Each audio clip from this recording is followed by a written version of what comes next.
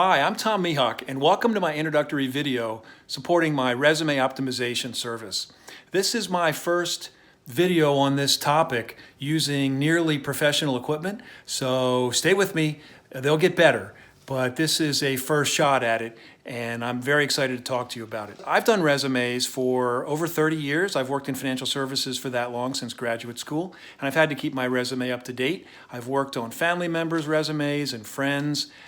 For the last 10 years, more formally, I've worked on resumes as part of my personal finance course that I teach at 2 national universities, and I've done it annually, as many as 4 personal finance courses a year. The third chapter is concerned with interviewing, networking, and resumes. And I have students sign up. Last fall, for example, 27 signed up. I met them every 20 minutes for 5 or 6 hours on a Sunday morning. This spring, I had 7 sign up, and we met every 20 minutes or so for however long that was, 2.5 hours or so, and help them improve their resume. What you don't realize is that 50 minutes, 30 minutes, 20 minutes, as I just said, 20 minutes is enough to, by putting the words in the right places, by looking closely at the dark space and the light space, by using sections, by knowing that readers in the Western Hemisphere read top to bottom and left to right, and constructing your resume to take advantage of that, such that if something important is at the bottom and right of your page, the reader may not see it. So you have to be aware of reading top to bottom, left to right. If you construct your resume that way, it can be so much more powerful. Someone told me recently, exponentially more powerful, just by employing some of these resume optimization techniques. Resumes are still critically important. Hiring managers and leaders still use them, and resumes in general hew to a certain form, truth, and completeness. People don't realize how much stronger they can be, even working within the form that reviewers are expecting. So the resume's job is to take the written word, speak for you when you can't be there, and facilitate transfer of the written word from the page to the brain of the reviewer, efficiently and quickly, from the page to their brain, so they don't take too much time. If you require them to take too much time, they may not do it. And by doing so, they're reaching an arm, you're reaching your arm out, even though you're not there. You're reaching your arm out from the page of the resume, grabbing them and shaking them and say, choose me, choose me. Some say you only have 6 seconds to convince a reader to choose your resume. Look at this resume. This was from research performed by the Ladders. You can find this online at Ladders Resume EYE Heatmap. It depicts a heat map that follows the eyes of someone reading the resume. Notice that most of the reading is from the top to the bottom and left to right. Red is where the eye concentrates. There are only 4, maybe 5 spots where the eye concentrates.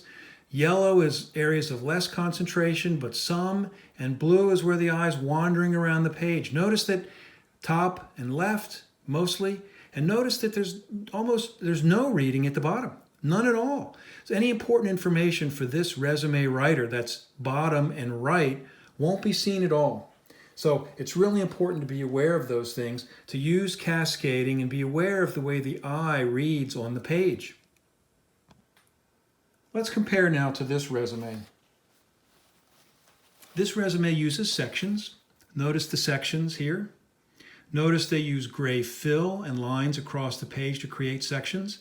They use cascading with all caps, with bold, with italics, bullets. And these sections allow the reader to absorb the information quickly from section to section. Rather than have to read each individual word or each sentence, they can absorb it as they scan down the page. Notice that the reader, based on the colors, covers the entire geography of the resume and gets from top to bottom right. Notice that there are red spots all over the page. Now they're mostly left, in fairness, but they, however, go all the way to the bottom. And there's reading, notice the blue scanning all the way to the right, bottom right of the page. And so the writer of this resume is making sure that all of their resume is being reviewed, which is a huge help. Notice that these important differences make the difference between someone seeing all the resume and the resume being put aside and not reviewed in completion. If the writer were using our resume optimization techniques, there would be a high emphasis on prioritization and location of information. The most important information will be top and left. The first bullet in a section will be the highest achievement, then the second and the third, regardless of when they occurred. In each section, what I'm saying is, in each section, the highest achievement, highest accomplishment should be first. People should make sure to list their achievements in each bulleted sentence and not their duties. They would build bulleted sentences using stories. Stories are even more important than achievements. Stories are used by business leaders, nonprofit leaders, political speeches to communicate context in less time and less space. And these stories infer without stating that you are loyal, hardworking, ethical, dedicated. If you use a story, why not communicate your achievements and infer that you're hardworking, ethical, dedicated, loyal, team player, fast learner, rather than tell them your duties and tell them that you're all these things and have them try to and hope that they infer that you also achieve. Better to use achievements or stories and have them infer the other important characteristics of you too. In the classroom, where resume optimization is part of the career aspects of personal finance chapter I've taught for 10 years, as I mentioned earlier in this video, I show students ads from large format magazines. This ad specifically is from bbc.co.uk online, but ads very much like this are in the magazines that I bring in. And I hold the magazine to this ad, or others like it, for only a moment, 1 second. I get some chuckles and smiles and surprise from the class when I close it after only 1 second. And then I ask the student what they saw. They almost never miss. For the ad to the left, a typical response would be Roger Federer, Rolex watch, large Federer and Rolex watch images, few words on the page. I do this multiple times with other advertised items, cars, luggage, furniture, beverages, and the result is always the same. Students almost never miss what they saw with only a glance for a moment. Now, this example is not meant to convince you that you should write your resume the way ad copy is written in magazines. That's not the case. But you should let the work that ad writers do influence the way you write your resume. Similar techniques and strategies work for resumes. See the testimonials on our webpage. People have said, I was getting no attention with my resume, no return contact. And soon after using Tom's techniques, Professor Mihok's techniques, I began getting interviews. So now you've seen how resume optimization has developed. I've done it for 10 years as part of teaching personal finance courses at 2 national universities, as many in some years as 4 or 5 courses. Probably 1,500 students have been through this resume experience as part of their chapter on career aspects of personal finance. And I've done resume optimization for lots of other people as well, professionals and older candidates. People who have heard about what I do or have talked to me about it and asked me for help. We showed in this video how people read from top to bottom and left to right, and why it's important to have your most important information near the bullet. If it's at the end of a bulleted sentence, the reader may not get to it, or they may lose interest. Or if it's at the bottom and right of the resume, the reader may not get to it. They may lose interest.